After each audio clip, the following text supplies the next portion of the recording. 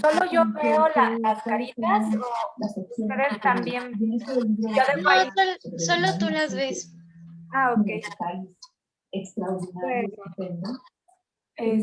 no sé, escucho algo, pero no sé qué sea.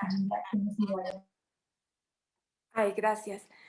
Una duda, ¿ya empezamos o estamos esperando a más personas o cómo funciona?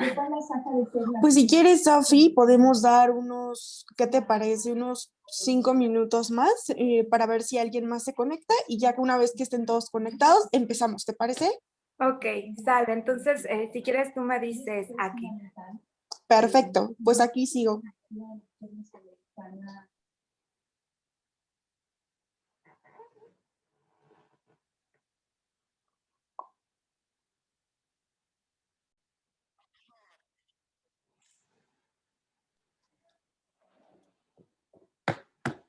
Listo, pues si les parece y si Sofi no tiene algo más, podemos ir empezando.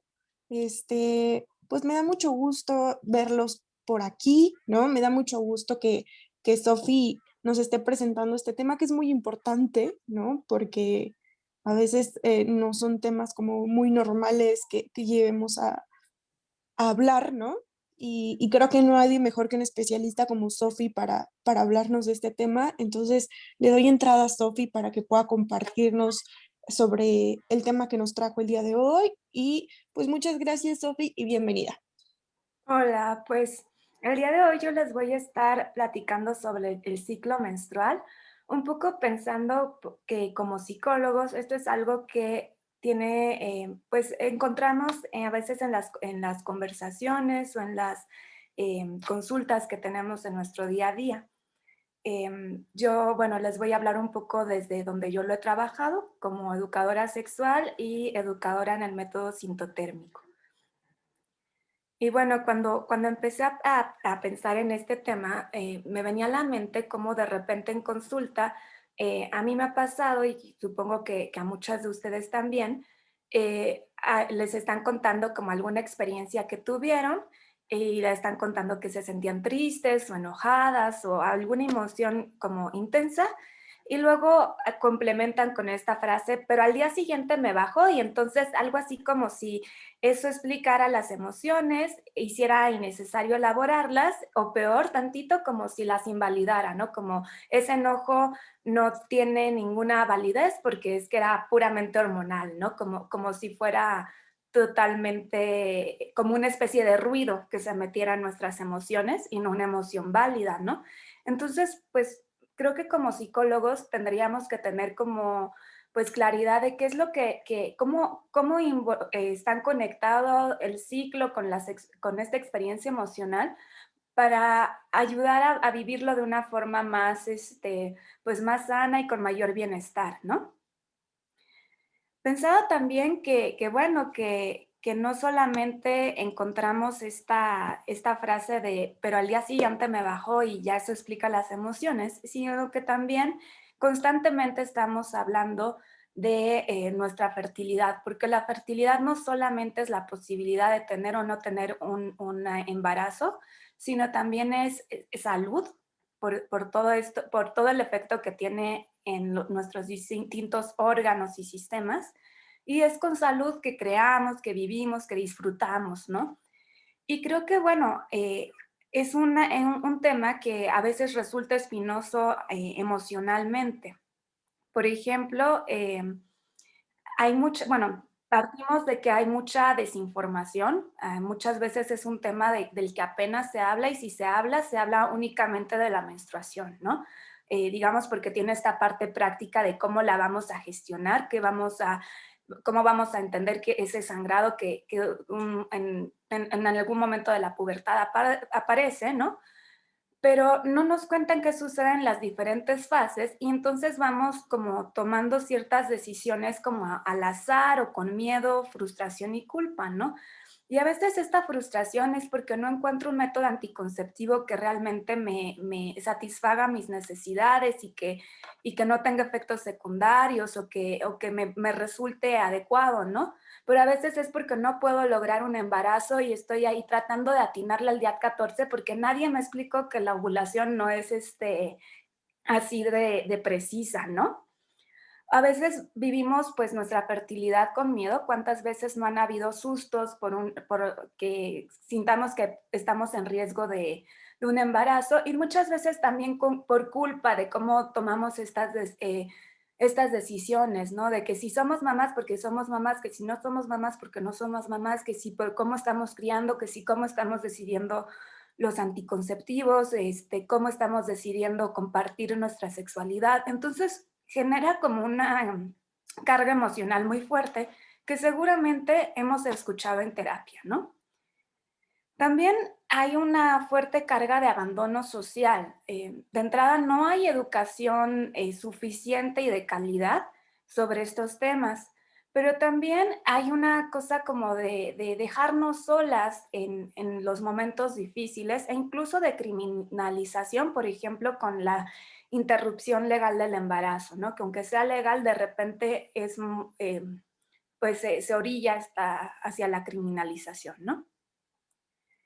Y bueno, también estamos tomando todas estas decisiones en medio de mucha desorientación, mucho paternalismo desde el sistema de salud, mucha minimización de nuestros síntomas. Hay algunas afecciones que no son parte de un ciclo sano, pero que están relacionadas que pueden tardar hasta 10 años en diagnosticarse y son 10 años pues de dolor, de búsqueda, de frustraciones, ¿no? Por ejemplo, puede ser el trastorno disfórico premenstrual o podría ser también la endometriosis, ¿no? Y bueno, esto genera mucha impotencia. También genera pues malestar en relación con el propio cuerpo y a veces ni siquiera tiene que ver con el proceso biológico en sí, ¿no? Sino con estas narrativas sociales que hay alrededor, ¿no? Por ejemplo, a mí una que me llama mucho la atención es la de hormonales, ¿no? Generalmente cuando dicen que somos hormonales, no nos están diciendo algo bueno, ¿no? Tiene como una connotación negativa, como de caprichosa, voluble, este, indisciplinada, no sé, como no tiene una buena connotación. Este, y curiosamente se usa solamente para mujeres, como si los hombres y otros seres vivos no tuvieran hormonas, ¿no? Y pues creo que habla mucho de este desconocimiento de qué es lo que realmente están haciendo las hormonas, porque si realmente las conociéramos, sabríamos que ser hormonal es todo un elogio, porque es qué coordinación, qué precisión, qué trabajo en equipo, ¿no? Sería todo un gusto saberse hormonal, ¿no? Y cuando nos refiriéramos hormonal en un sentido negativo, como de una persona como que explota o que tiene estos cambios así como irracionales, no sé, podría ser señal de las hormonas pidiéndonos ayuda con todos sus recursos porque algo no está bien, ¿no? Y creo que, bueno, también, aunque menstruar y ciclar no nos haga en sí mismo mujer, hay mujeres que no ciclan por su etapa de vida, porque son mujeres trans, por diferentes cuestiones. Creo que sí es algo que como empieza como a involucrarse en el tema de la identidad, ¿no? Si a mí constantemente me dicen que mi cuerpo es un asco, ¿no? O que mi cuerpo me hace irracional, o que mi cuerpo me hace, y que por eso, no sé, no me van a dar una promoción, o que yo no puedo competir en las Olimpiadas con el mismo rendimiento, no sé, como que empieza a generar como estas preguntas sobre la identidad, ¿no? Entonces, es por esto que he decidido el día de hoy platicarles un poco más del ciclo. Y creo que el punto de partida es ver qué es lo que realmente va pasando en cada una de estas etapas, ¿no? Entonces, partiremos de que el ciclo, escuché un sonidito, no sé si es algún, como mensaje en el chat o algo así, no sé si me pudieran... No, Sofi, fue que entraron. Ok. Bueno, entonces, les decía de que, bueno, el ciclo comienza en el cerebro y comienza con el hipotálamo y la pituitaria, que son dos órganos que van a estar encargados de muchas funciones relacionadas con la supervivencia. Por ejemplo, ellos controlan el sueño, controlan cosas relacionadas con la temperatura, con el manejo del estrés y entre otras cosas también manejan el ciclo menstrual. Esto va a ser importante porque si en algún momento estamos sobrepasadas por estrés o batallando con alguna enfermedad o algo por el estilo, el hipotálamo y la pituitaria son sabios y van a dejar un poquito en pausa el ciclo menstrual porque podemos dejar de ciclar una vez y no va a pasar nada, ¿no? Bueno, ya si fuera algo recurrente, pues habría que ver, ¿no? Entonces, el hipotálamo y la pituitaria van a mandarle un mensaje a los ovarios y este mensaje es una hormona que se llama folículo estimulante. Pensaba un poco cómo hacer esto memorable, ¿no? Es puro recurso mnemotécnico y pensaba que la hormona folículo estimulante, si la comparáramos con un concepto de la psicología, podría ser como la disonancia cognitiva. Y creo que se parece a la disonancia cognitiva porque va a generar un reto, va a generar un cambio, va a ser el estímulo que va a ser como el que va a detonar, esta piedrita que va a detonar como un proceso de pensamiento distinto o un proceso de desarrollo distinto en el caso de los folículos. Y un poco para ver qué es lo que va a estimular esta hormona, pues vamos a ver qué serían los folículos, ¿no?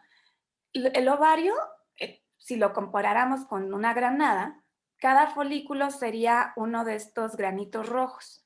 Y si ustedes han comido una granada, creo que han notado que cada uno de esos granitos tiene un punto como más duro en el centro, ¿no? Tiene su semilla, ¿no? Ese es el óvulo. El óvulo está dentro del folículo y el folículo está dentro del ovario. Entonces, cada ciclo, la hormona folículo estimulante va a seleccionar algunos de estos folículos y los va a empezar a madurar. Esos folículos ya estaban ahí, solo va a generar como este proceso de maduración. Hay quienes comparan a la hormona folículo estimulante con Tyra Banks, porque así como Tyra Banks hacía este programa de American Next Top Model, pues la hormona folículo estimulante lo que hace es que organiza en un evento que se llama Tus ovarios Next Top Model, ¿no? La siguiente, a medida que va aumentando la hormona folículo estimulante, nuestros ovarios van a empezar a generar estradiol. Nótese que no estoy diciendo estrógenos. Estrógenos son muchos, es el nombre de toda una familia. El estrógeno específico que genera nuestros ovarios se llama estradiol.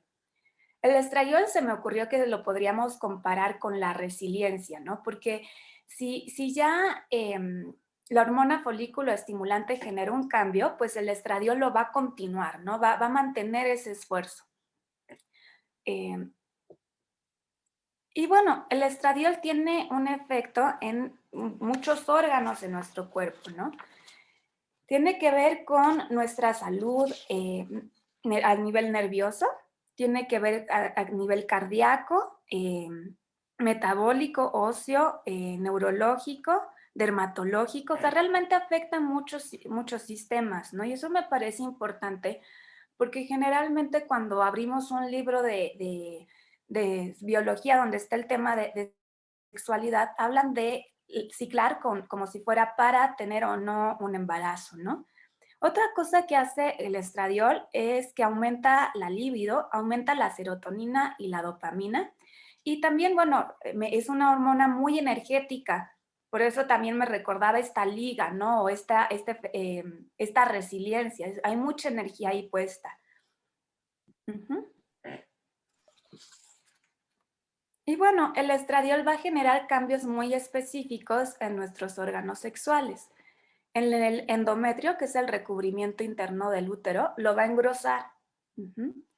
En el cervix, que es como la puerta que está entre el útero y la vagina, lo va a abrir, lo va a volver más alto, lo va a volver más suave y va a generar aquí, no sé si notan o lo pueden ver acá, moco cervical.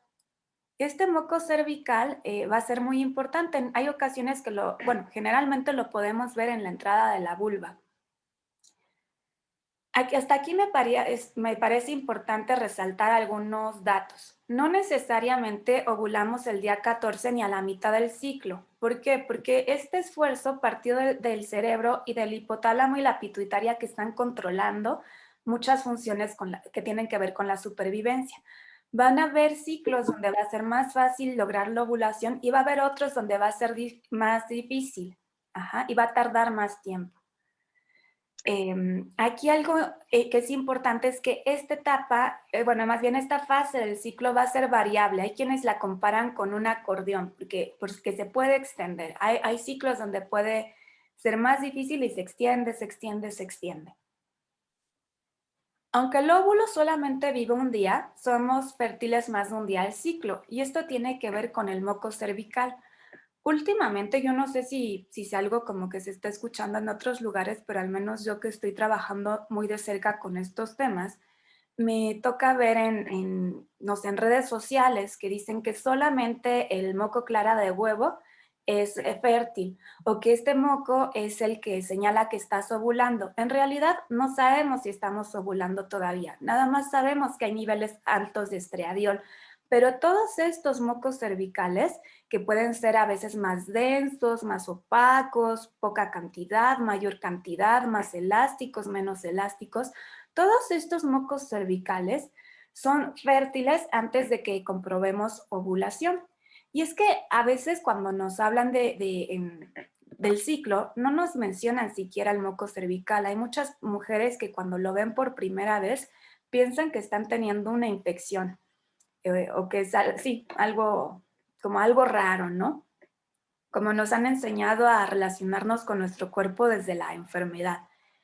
Y bueno, en términos de fertilidad, este moco cervical es muy importante porque es como si fuera un Airbnb para espermatozoides.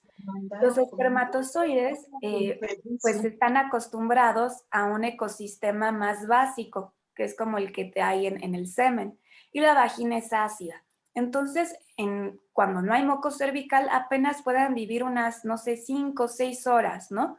Pero si llega a haber moco cervical, ellos están bien a gusto porque este es un moco cervical que es básico también, se parece en cuanto a acidez al semen. Entonces ahí pueden vivir muy bien. Y es un Airbnb por varias razones. Uno, a diferencia de un hotel que puedes ir a registrarte en cualquier momento, el Airbnb hay que ver si está abierto, si está disponible, ¿no? Y eso es lo que ocurre con el moco cervical, es cíclico, no siempre va a estar ahí. También es un Airbnb porque pues los mantiene muy cómodos, tiene todo lo que necesitan en cuanto a acidez. Además, les da alimentación de cortesía, tiene glucosa, entonces ellos se alimentan muy, muy bien ahí.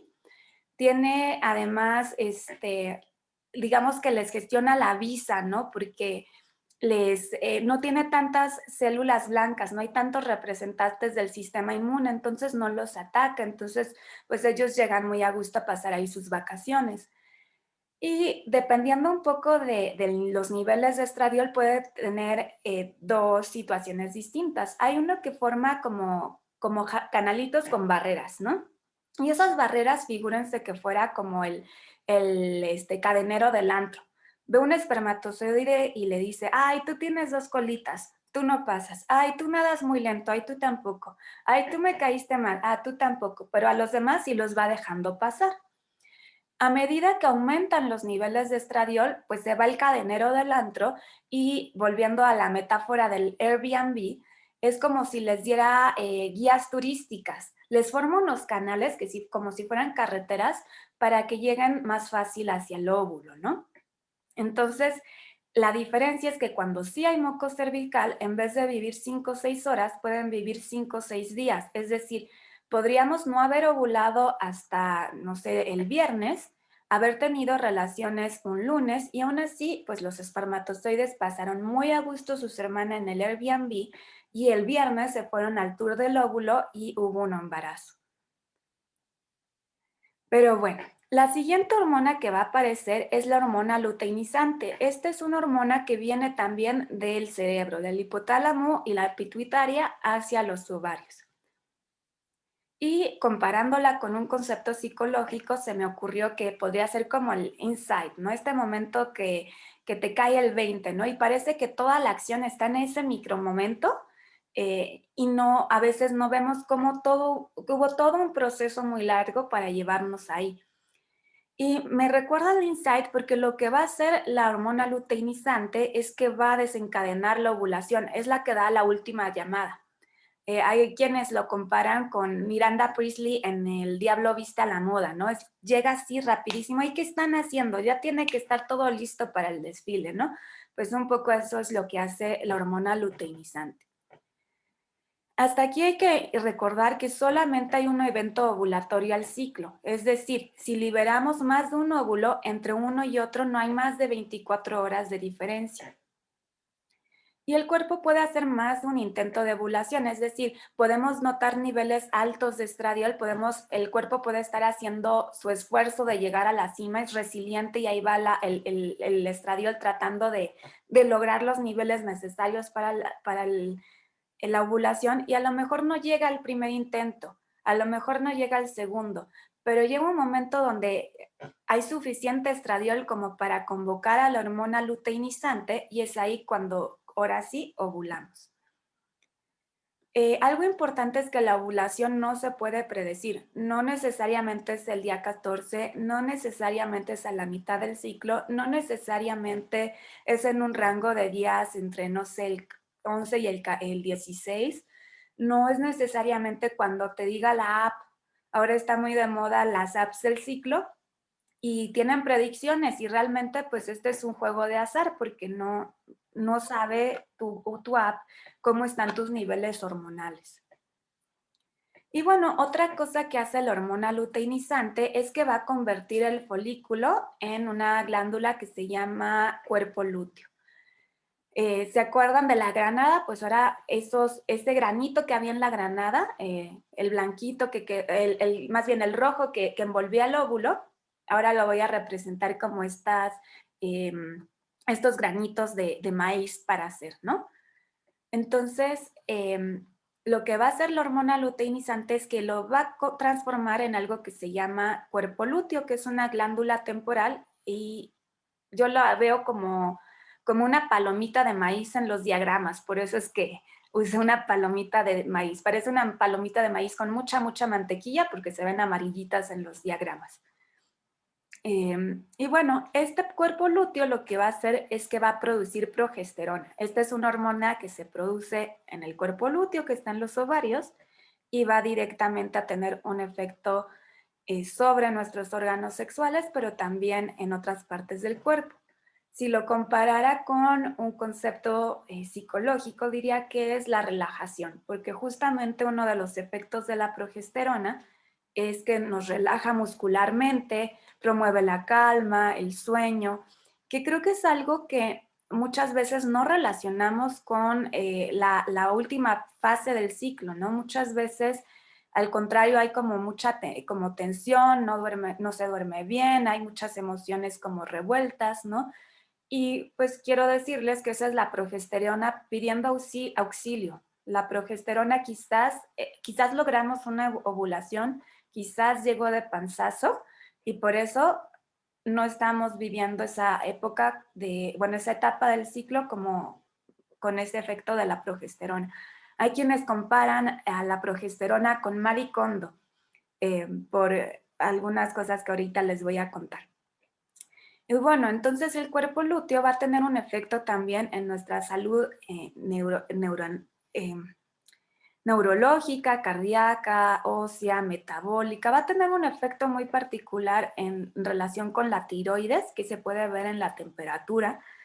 ¿Qué más? Pues le decía la calma, el sueño, la relajación y el sistema inmune, fortalece el sistema inmune. Y en cuanto a nuestros órganos sexuales y reproductivos, lo que va a hacer es que el endometrio, en vez de continuar engrosándolo, lo va a nutrir. Aquí me recuerda un poco a Marie Kondo, porque así como Marie Kondo no le gusta traer más cosas a la casa, ¿no? Ella no es tilichera. Entonces, así lo mismo, la progesterona no trae más grosor al endometrio. Pero a Marie Kondo sí le gusta que eso que ya tenemos y que sí nos gusta, pues lo podamos aprovechar. Entonces lo pone en cajitas para que se pueda utilizar de la mejor manera. Pues lo que hace la progesterona en nuestro endometrio es nutrirlo, ¿no? Le va a poner ciertas sustancias a eso que ya estaba ahí, como diciendo, esto que tienes es muy bueno, nada más vamos a aprovecharlo mejor, ¿no? Otro cambio que va a haber es que en el cervix, que les decía que es la puerta entre el útero y la vagina, lo va a cerrar, lo va a volver más firme y más bajo y no vamos a encontrar moco cervical estrogénico ahí, ¿no? Ni en la vulva.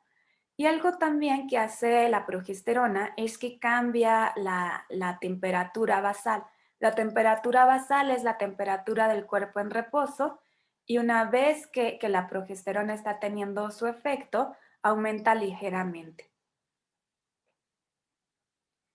Finalmente les decía que el cuerpo lúteo es una glándula temporal. Si la primera fase del ciclo es como un acordeón que se puede extender según cómo esté la comunicación entre el cerebro y los ovarios y lo que esté pasando pues en ese momento de nuestra vida, pues la segunda parte del ciclo sí tiene una duración fija porque depende de esta glándula temporal. Dicen que el cuerpo lúteo vive lo que una mariposa, más o menos unas 2 semanas. Y una vez que muere el cuerpo lúteo, pues ya no se puede sostener el endometrio y es cuando entonces menstruamos.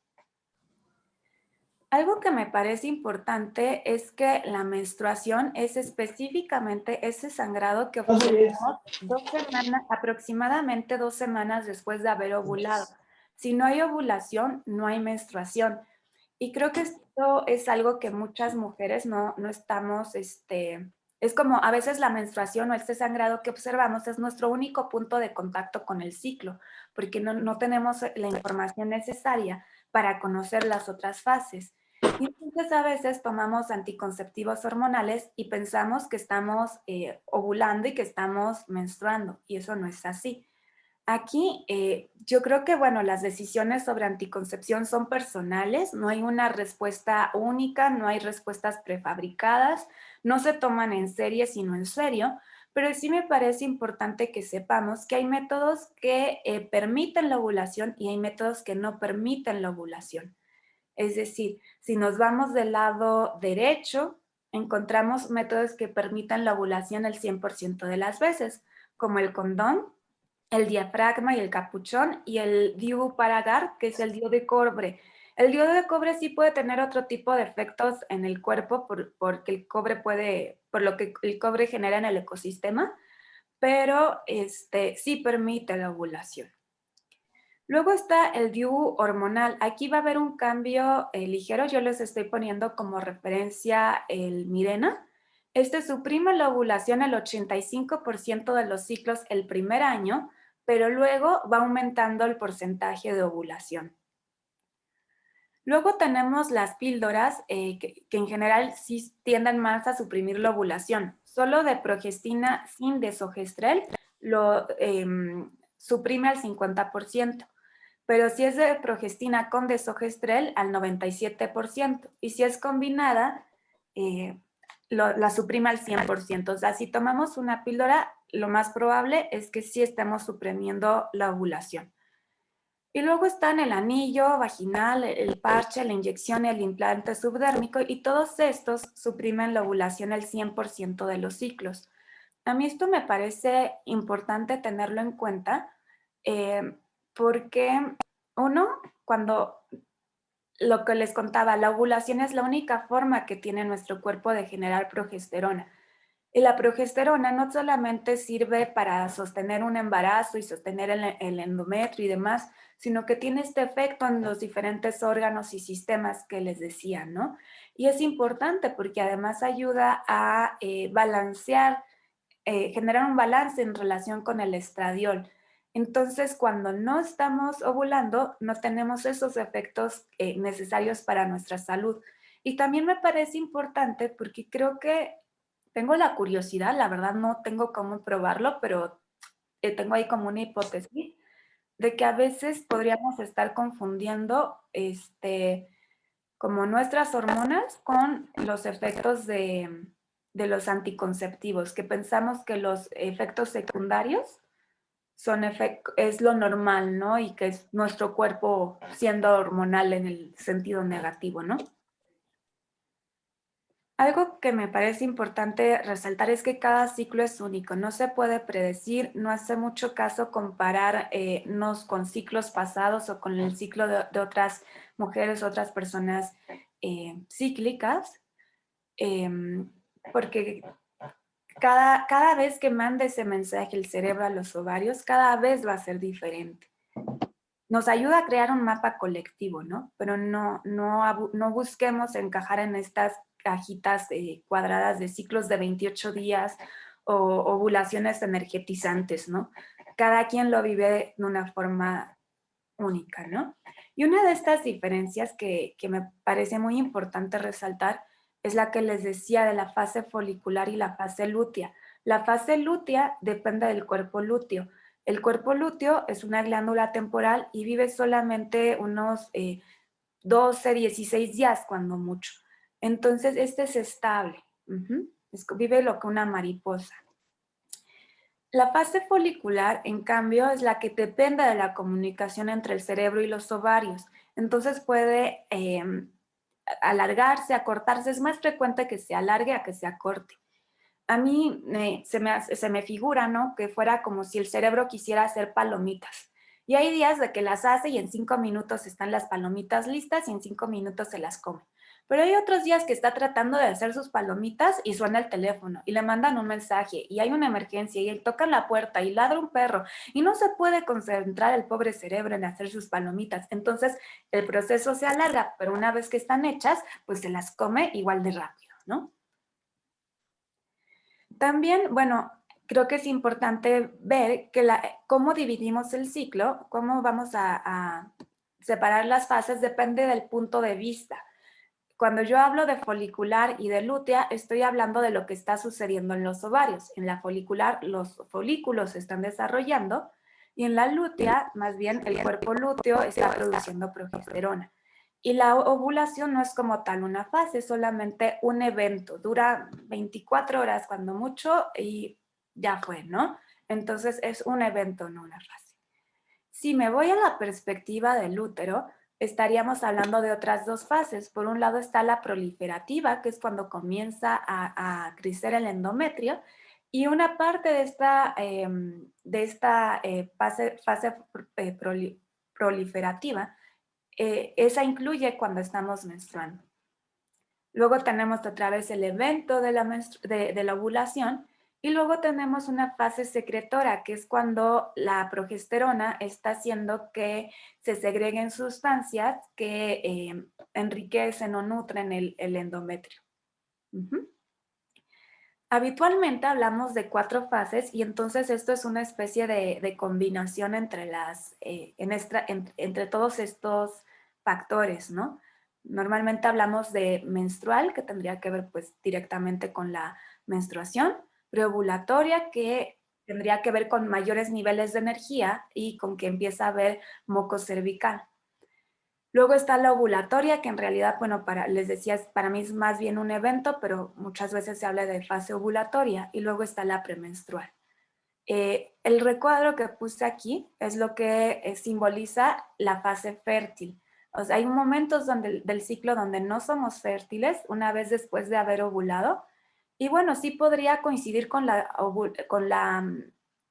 o sea, lo que va a marcar lo que hace fértil el ciclo es el moco cervical, porque el moco cervical es el que va a mantener contentos a los espermatozoides en lo que llega el óvulo. A veces podría darse el caso que si la fase folicular, todo lo que está representado de color rosa es muy corto, podría juntarse la menstruación con el moco cervical. Es decir, sí pueden haber embarazos cuando estamos menstruando, pero no es porque hayamos ovulado al mismo tiempo, es porque había moco cervical que permitió que los espermatozoides sobrevivieran hasta que se liberara el óvulo. Y bueno, a veces utilizan estas metáforas para hablar de las fases, ¿no? De que el invierno, la primavera, el verano, el otoño, o comparándolo con la luna. Aquí algo que me parece importante es notar de que si bien las estaciones tienen una duración estable, pues las fases del ciclo no, ¿no? Lo mismo con la luna. Y bueno, el ciclo es creador y signo de salud y creo que por eso como profesionales de la salud, pues deberíamos tener como una base, ¿no? Y quería cerrar el día de hoy hablando un poco sobre el dolor que muchas mujeres relacionan con algunos momentos de su ciclo, para ver cómo podríamos nosotros orientar o de alguna forma contribuir al bienestar, ¿no? Creo que un primer factor, no voy a abordar todas las posibles causas de dolor, voy a señalar al menos tres, pero bueno, no pretendo ser exhaustiva en eso, ¿no? Una primera causa creo que tiene que ver con las narrativas sociales. Muchas mujeres que viven su cuerpo como con asco, con desprecio, pero ¿por qué es lo que les han dicho? Es lo que nos repiten a cada momento, ¿no? No sé, si hagan algún día el ejercicio de leer alguna nota periodística donde estén hablando de la menstruación y siempre hay este tipo de frases de como la naturaleza como no, como qué mal, ¿no? Qué desgracia, la naturaleza no nos quiere. Hay este tipo de comentarios. Entonces, yo llego a sospechar incluso cuando hay alguien que me habla de que está bien con su ciclo. Normalmente suelo pensar que viene en un primer momento como de resignación, porque hay muchas de estas conversaciones que encontramos allá afuera en los medios de comunicación, en las redes sociales, en el día a día, que no hemos trabajado, ¿no? Entonces yo creo que un primer lugar donde los psicólogos pudiéramos contribuir al bienestar menstrual es cuestionar estas narrativas sociales, cuestionar esta idea de que ser hormonal es algo malo, ¿no? O que ¿qué está pasando? Yo creo que el dolor nunca se cuestiona, el dolor se escucha, el dolor está ahí, ¿no? Pero lo que sí es que el dolor no es normal. El dolor tiene que atenderse, tiene que investigarse, tenemos que generar otras narrativas entre las posibles estrategias, ¿no? Otra causa de malestar o de dolor en el ciclo tiene que ver con un desbalance entre el estrógeno y la progesterona. No estoy hablando de cantidades exactas, o sea, no tiene por qué haber la misma cantidad de estrógeno que de progesterona, pero sí tiene que haber cierta proporción. Y a veces lo que suele suceder es que hay estrógenos en exceso. Y algunas causas, una que nos convoca a todos los psicólogos, es el estrés crónico. Cuando hay estrés crónico, el hipotálamo y la pituitaria no pueden mandar el mensaje a los ovarios, pero lo intentan y lo intentan y lo intentan. Y mientras lo intentan, pues van creciendo los niveles de estradiol. Ujú. Este estrés crónico puede tener que ver, sí, con experiencias como difíciles. Puede ser que, no sé, nos dio COVID, que estamos sobreviviendo a una pandemia, que perdimos el trabajo, que tenemos exámenes, cosas así.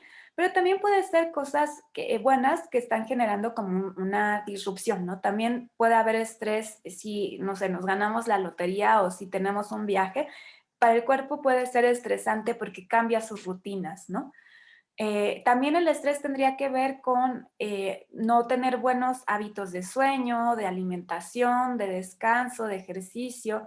Todo esto para el cuerpo es estresante. ¿Cómo que hoy me das de comer y mañana no, no? O ¿cómo que hoy no dormimos, no? También pueden haber estrógenos en exceso por los senoestrógenos, es decir, estrógenos que no son de nuestro cuerpo. Normalmente los encontramos en pesticidas, en plásticos y en pastillas anticonceptivas. Luego está el sobrepeso. Les decía que el estradiol es solamente uno de los estrógenos que produce nuestro cuerpo. Estrógeno es el nombre de toda una familia. Las estronas son las que generan el tejido adiposo. Entonces, si llega a haber sobrepeso, es probable que tengamos una producción de estronas que pueda estar haciendo un desbalance, ¿no? También los estrógenos, pues los necesitamos en su momento, necesitamos todo eso bueno que nos da el estradiol, pero una vez que terminó su función, necesitamos que se vayan. Y cuando se van esos estrógenos es a través de cuando vamos al baño, a través del intestino, ¿no? Y pues si no estamos yendo al baño, pues no estamos eliminando los estrógenos y nuestro cuerpo los empieza a reciclar y se empieza a generar un aumento, ¿no? Otra cosa que podría generar este desbalance es no ovular. Si no ovulamos, no tenemos forma de producir progesterona. La única forma es que tengamos un cuerpo lúteo y la única forma de tener un cuerpo lúteo es que haya habido esta transformación, ¿no? Entonces, esa puede ser un factor y otro puede ser de que, bueno, sí logramos ovular, pero fue una especie de ovulación así que llegó de panzazo, ¿no? Como el cerebro sí logró hacer palomitas, pero se distrajo y se quemaron, ¿no? Y entonces, pues no están buenas esas palomitas, no está bueno ese cuerpo lúteo.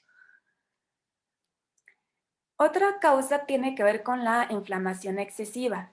El estradiol va a generar ciertas sustancias, va a aumentar las prostaglandinas y la histamina, que son, que se relacionan con la inflamación. Y la progesterona las va a bajar. Entonces, un poco contarles de estas dos sustancias. Las prostaglandinas se llaman así porque la primera vez que las identificaron, las estaban relacionadas con la próstata. Pensaban que la próstata era el único órgano que las producía y que la función que tiene, lo que hacen es que contraen los músculos y los relajan, contraen y relajan. Entonces pensaban que claro, está ahí en la próstata para que puedan facilitar un embarazo generando como estas contracciones, ¿no? Luego se dieron cuenta que en realidad las prostaglandinas están en diferentes órganos del cuerpo, están relacionados con los músculos lisos, que son los músculos que están en órganos que son huecos, como por ejemplo los del tracto digestivo, como puede ser el útero, ¿no? Y pues lo que va a hacer es esto, ¿no? Es contraer y relajar, que es algo que necesitamos. Pero si llega a haber un exceso de prostaglandinas, pues es inflamación como innecesaria. Hay que decir que, bueno, la menstruación sí es un evento inflamatorio, pero a ver, hay muchos eventos inflamatorios en el cuerpo. No sé, hacer músculos es un evento inflamatorio. La cuestión es hasta dónde esa inflamación. No necesitamos inflamación en exceso porque al contrario eso ya hace daño, ¿no? Dato curioso de las prostaglandinas. No sé si han notado de repente que se sueltan cuando están acercándose hacia la menstruación o durante la menstruación. Eso es con las prostaglandinas, porque si hay un exceso van y visitan el intestino grueso, ¿no? Como son tantas que van hacia los órganos cercanos y que generan estas contracciones y entonces es cuando nos soltamos. Si les llega a pasar al contrario, que más bien se estriñen, es por la progesterona. La progesterona es una hormona relajante, entonces genera como relajación también del intestino y es más difícil ir al baño. La otra sustancia que está involucrada con la inflamación es la histamina. Tanto la prostaglandina como la histamina sí tienen una función, sí las necesitamos, la cuestión es cuando hay en exceso. Y algo que sucede con la histamina es que se relaciona con las alergias, pero hay personas que son justamente intolerantes a la histamina. Del 1% de la población que tiene esta intolerancia, el 80% son mujeres. Y se puede complicar a veces con la histamina que podemos consumir a través de los alimentos o si tenemos alergias. Si tenemos alergias, nuestro cuerpo va a producir histaminas para como justamente para defenderse de ese como agresor y entonces se puede crear con una especie de ciclo vicioso, ¿no? De comiste algo, aumentaron, te generó alergia, aumentaron las histaminas, pero eres intolerante a la histamina, entonces inflamación y entonces más es como una especie de nudo ahí, ¿no? Entonces, ¿qué podemos hacer respecto al bienestar? Uno, hay que reducir el estrés. Yo creo que este es el mayor punto para los psicólogos en cuestión como más biológica, ¿no? Hay que reducir el contacto con pesticidas y plásticos. Hay que disminuir alimentos que pueden ser inflamatorios, como el caso de las harinas refinadas, la azúcar refinada, el café, las grasas. La leche, no solo por la lactosa, sino también por la caseína y el alcohol. Hay otras cosas que nos pueden ayudar. Por ejemplo, dormir bien, hacer ejercicio, relajación.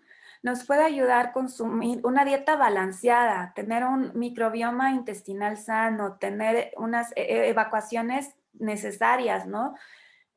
También ayudan en algunos casos los fermentados. Esto una excepción si llegáramos a tener intolerancia a la histamina porque los fermentados aumentan las histaminas, pero si no tenemos esa intolerancia, puede ser algo beneficioso.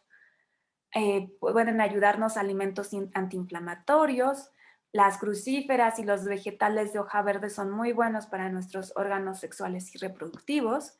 Y también se pueden hacer abordajes desde lo nutricional con algunos suplementos como el magnesio, el zinc, la vitamina B6, la vitamina C, que en este caso yo la verdad lo que recomiendo es buscar una nutrióloga especializada en cuestiones hormonales para realmente tomar los suplementos que necesitamos y no los que ya tenemos cubiertos, ¿no? Y bueno, pues esto es lo que les quería compartir el día de hoy. Y bueno, aquí están mis redes y pues contarles de que además de la consulta clínica, estoy trabajando en este proyecto que se dedica a educación sobre el ciclo menstrual y sobre el método sintotérmico, que es un método científico 99.6% efectivo, con el que puedes lograr un embarazo, evitar un embarazo o monitorear tu salud hormonal. Y pues voy a dejar de compartir para poder volver aquí con ustedes. Listo. Pues no sé si tengan dudas, comentarios. Voy a ver los comentarios del chat. Ah, el de Eli, que decía justo lo que iba a comentar, que hay muchas apps de las cuales muchas mujeres se sostienen, sobre todo muchas jóvenes. Sí, sí. Hola, Sofía, soy Verónica.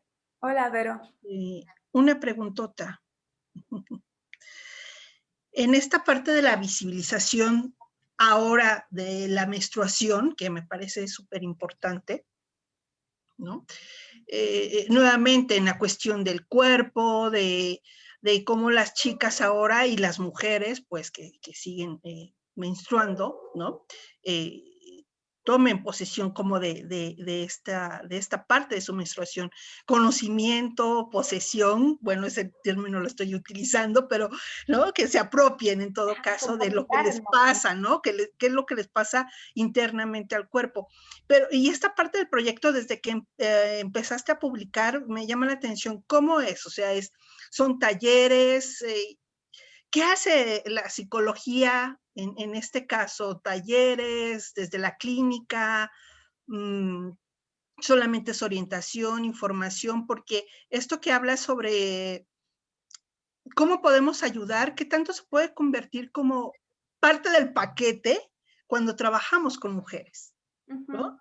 Y meterlo como al paquete de la intervención psicoterapéutica, ¿no? Pues yo lo que hago es, por ejemplo, en consultas, si me llega a ver algún comentario como que donde se borren su subjetividad por esta idea de hormonales, pues hago como ahí una intervención como según caso por caso, ¿no? Pero un poco como visibilizando que estas cuestiones de que, a ver, el dolor no es normal, el dolor se escucha, a veces puedo dar orientación de hacia dónde acudir si están como buscando y no encuentran, ¿no? También un poco como este trabajo con las narrativas sociales que va como poco a poco, cada una es distinta, ¿no? Pero creo que es donde más tenemos una posibilidad en la clínica. Y mucho también que, a ver, si nos están contando de dolor, pues hay que escuchar que el cuerpo está estresado. Ellas a lo mejor no se viven estresadas, pero el cuerpo te está diciendo foquitos rojos, ¿no? Aquí estoy súper inflamado por algo, estoy súper estresado, estoy súper en modo supervivencia, ¿no? Por otra parte, yo lo que hago con Más allá de la luna es dar talleres. Unos los hago enfocados específicamente en el ciclo menstrual, que conozcan las diferentes fases. Me gustaría en un futuro hacer como más tipo conversatorios, pero siento que no podía hacer estos conversatorios sin estos talleres porque es difícil, creo que necesitamos como una base, ¿no? Para poder empezar a hablar. Creo que hay muchas conversaciones ahí pendientes, ¿no? El otro día hice una encuesta justo para este proyecto y algo que me llamó muchísimo la atención es la baja satisfacción que hay en general con los productos menstruales. O sea, yo no me figuro que otro producto de uso cotidiano, tan cercano al cuerpo, tan, no sé, puede tener tan baja satisfacción y continuar en el mercado y que no surjan más. Ahorita están empezando a surgir más propuestas, pero es algo relativamente reciente, ¿no? Y me llamaba mucho la atención eso y cómo afectaba también les preguntaba, bueno, si hay algo que ha cambiado para bien o para mal, como tu relación con el ciclo que ha sido, ¿no? Y muchas mencionaban algo así, ¿no? De que, ay, conocer la copita hizo que yo me reconciliara con mi menstruación, o algo que me chocaba del ciclo es el olor que hay con las toallas desechables, ¿no? Entonces, creo que hay un mundo de conversaciones pendientes y a mí mi tirada sería poder generar conversatorios, pero todavía estoy viendo cómo puedo generarlo de una forma que tengamos esta base en común de tener como los datos mínimos de qué ocurre durante el ciclo, ¿no? Eso es una parte, como una vertiente de más allá de la luna.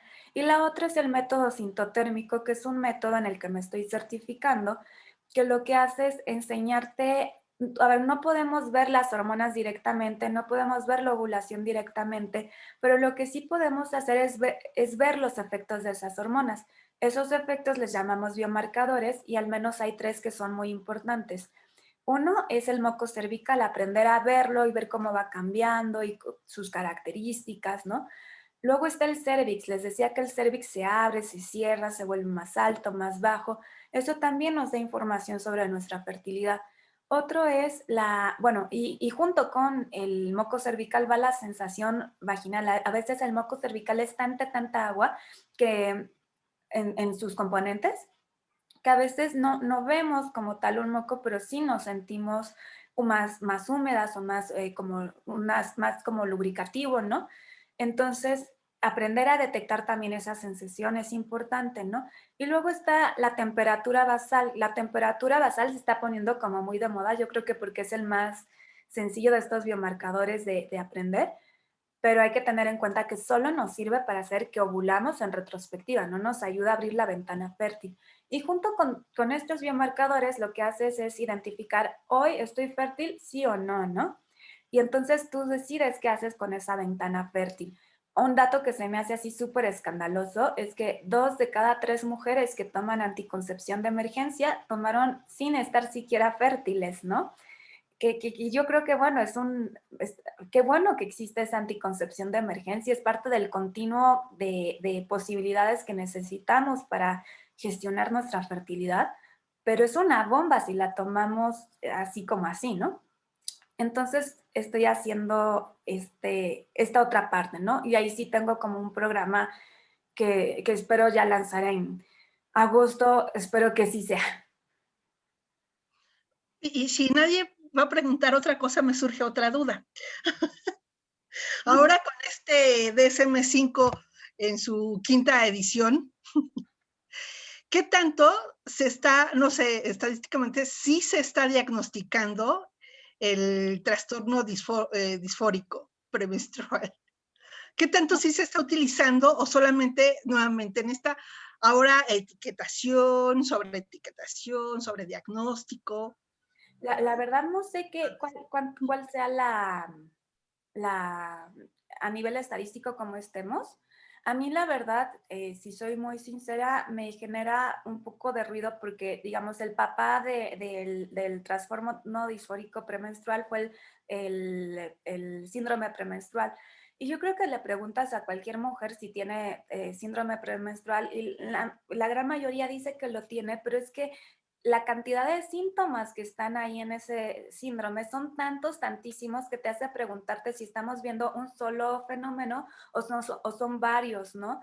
Entonces, me parece que sí hay como un arma de doble filo ahí de sobrediagnóstico y a veces se queda como, a veces casi que hablamos del síndrome premenstrual como si fuera una parte normalísima del ciclo, cuando son las hormonas ahí pidiendo auxilio, ¿no?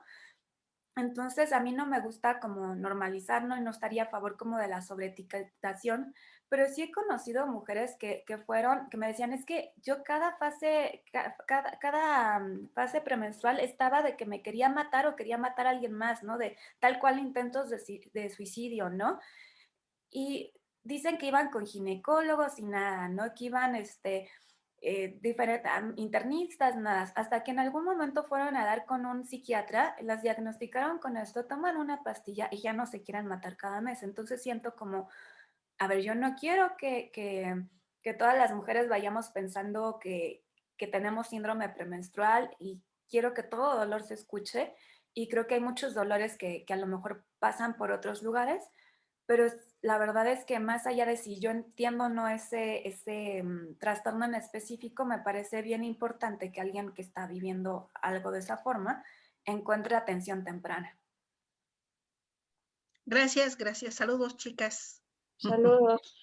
Pues yo sí quisiera comentar algo. Tengo una duda, pero también como que tengo un comentario. Creo que este tema es importante, no nada más que lo sepan las mujeres, sino también los hombres, ¿no? Porque, bueno, yo sí he escuchado como ciertos hombres de repente que quieren ser un poco amigables o simpatizar con nosotras, pero hacen comentarios que dices, bueno, o sea, ahorita que te escucho, digo, no tiene nada que ver lo que ellos comentan, pero entiendo que quieren como querer comprender, pero no lo saben hacer, porque justo estos temas no se abren a la gente en general, o sea, se piensa que estos temas muchas veces se tienen que saber, lo tenemos que saber únicamente las mujeres, ¿no? Y hace rato, pues bueno, ahorita veo a las personas que se conectaron y nada más hay un nombre que ella puso por dos, Eli. Sí. Pero es sorprendente, ¿no? Que incluso que es un tema que decidiste hacer como para los psicólogos, que nada más hay un hombre escuchando. O sea, creo Sí, que totalmente de acuerdo con eso. Y es que, ¿sabes qué? Yo creo que ni siquiera depende de si son hombres que se relacionen sexoafectivamente con mujeres.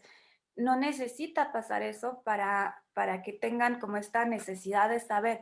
De entrada, porque todos convivimos allá afuera, pero también porque creo que este no saber se traduce en formas de discriminación. O sea, sí, esto de que si una mujer puede ser presidenta o CEO o no sé qué, es a veces como que la pregunta de fondo es si podrá hacerlo, si es alguien que está, que tiene sus hormonas que cambian, ¿no? Entonces creo que hay una desinformación que se traduce en pues, de discriminaciones que todos tendríamos que tener la información para ir cambiando, ¿no? Sí, sí, sí. Y también la pregunta que yo tenía, bueno, hablaste de varios métodos anticonceptivos, pero me quiero enfocar en las pastillas anticonceptivas, porque conozco varias personas y bueno, platicando con el ginecólogo y demás, pues a veces el uso, o te adentras al uso de estas pastillas, no meramente porque lo estás buscando como un anticonceptivo, sino para aliviar o solucionar algunos otros problemas como pueden ser los quistes, por ejemplo, ¿no? Ujú. Que te salen. Entonces, mi pregunta es acá, si crees que, o sea, porque hablabas de que estos pueden limitar la ovulación, ¿crees que si el uso constante de estos productos puedan llegar a afectar a futuro, a que te puedas embarazar o demás? Sí lo hacen, sí, sí hay un efecto como del uso de los anticonceptivos por ejemplo, algo que hacen es que generan cambios en el cervix que puede hacer más difícil que produzcas moco cervical que necesitas si te quieres embarazar. Em, o sea, sí hay un efecto, también sé que, bueno, han ido cambiando los anticonceptivos, entonces sería mejor poder ver cada uno, ¿no? Creo que hacen falta ese tipo de investigaciones. Y creo que a veces sí, o sea, yo no es que esté a favor o en contra de ningún método anticonceptivo, creo que son decisiones que tenemos que tomar con toda la información, como el mejor acompañamiento, toda la información, y para que haya un consentimiento realmente informado y sea realmente libre, ¿no? Pero si me preguntas desde mi perspectiva como del ciclo, yo creo que muchas veces nos mandan las pastillas anticonceptivas como si fueran curitas, porque lo que hace la pastilla anticonceptiva es que apaga el ciclo. Entonces, si tú dejas de tomarlas, luego vuelves a ciclar con el mismo desbalance hormonal que tenías antes. Sí se pueden abordar esos desbalances desde otras perspectivas. Yo recomiendo mucho el trabajo con nutriólogas que estén especializadas en temas hormonales. Creo que hay otras formas de tratar esos desbalances que no son, es que apagarlo no es tratarlo, ¿no? Es más, ni siquiera te regula el ciclo como muchas decimos, ¿no? Lo que pasa es que te genera un sangrado por deprivación y te da la ilusión de que estás ciclando, pero no es no regula. Y yo no sé, tampoco es que esté peleada con eso. Yo creo que hay momentos donde realmente una curita se agradece en lo que averiguamos qué está pasando o en lo que, o para no vivir ciertos síntomas que son demasiado, ¿no? Entonces, no, nada más creo que hay otros abordajes que podrían ir al fondo, ¿no? Muchas gracias.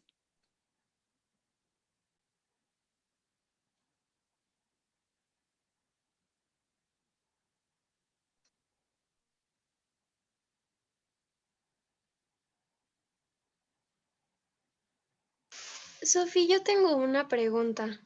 Bueno, es que me quedé pensando en esto que decía Eli de que hay hombres que quieren como empatizar con las mujeres por todas estas, bueno, más que nada yo lo he visto ahorita en redes sociales, que es como una cosa de querer generar empatía, pero se burlan a la vez. Por ejemplo, hay como muchos videos al respecto de que, ay, te disculpo porque, justo esto que decías, ¿no? De porque eres hormonal y hacen el chiste tapándose como con toda la, con toda la tira de advertencias que trae una caja de pastillas anticonceptivas. Y en vez de ser empáticos, siento que se está volviendo más como un problema de no entender como todo lo que puede estar pasando a una mujer que consume estas cosas, pero no necesariamente porque las quiere consumir, sino porque a veces las necesitan, como dice Eli. Pero también ahorita, bueno, alguna vez platicando con otras amigas, esto que decías de que mandan en ocasiones las pastillas anticonceptivas como un curita. O sea, y en muchas ocasiones, si tú le preguntas a una chica, oye, ¿por qué las estás tomando? Y te dicen, no, pues porque me mandaron estas. O porque la verdad no quise investigar más de otra cosa, o porque fue lo único que me pudieron recomendar porque no quería subir de peso si me ponía, no sé, el implante subdérmico, ¿no? Pero tal vez no es lo que pueda ser mejor para ella, porque justo no siempre hay como estas explicaciones, aunque tú vayas con el ginecólogo, que te puedan dar como algo más a fondo que sí sea por completo para ti. Pero, perdón, lo que no entendí fue cuál es la pregunta. No, o sea, era más como un comentario de las burlas que ahorita se han hecho y también un poco de la desinformación que hay de las chicas que a veces consumen los anticonceptivos.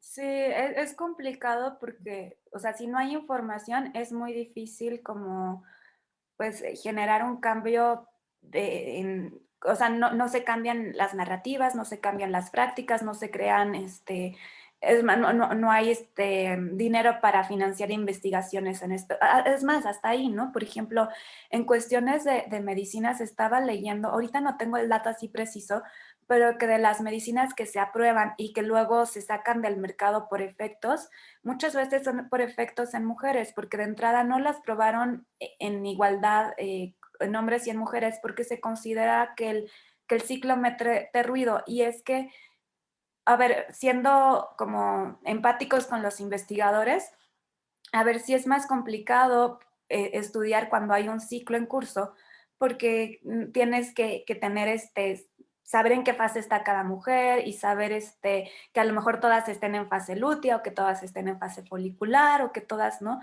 Sí puede tener sus retos metodológicos hacer estas investigaciones, pero eso no justifica que las mujeres no estemos en las investigaciones sobre medicamentos, ¿no?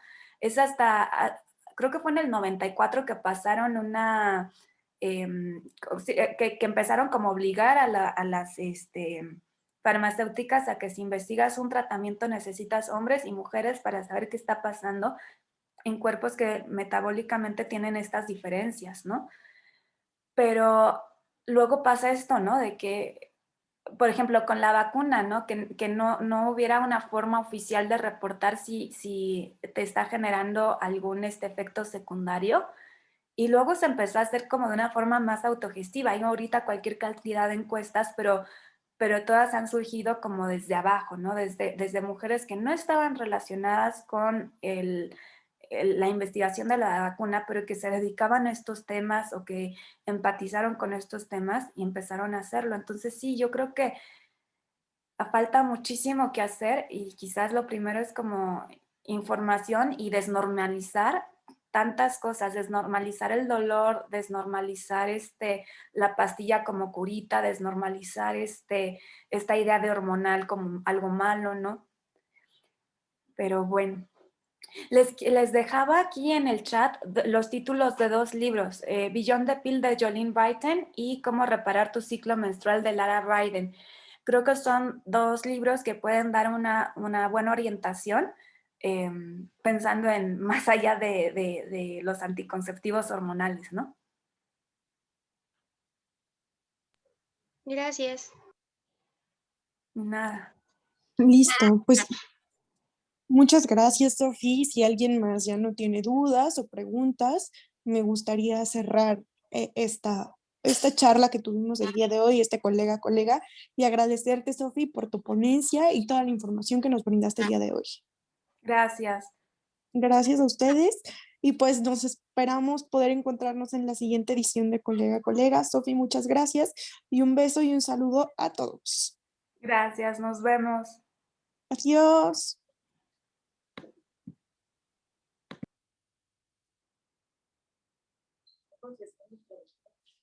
Sí, yo no la hice.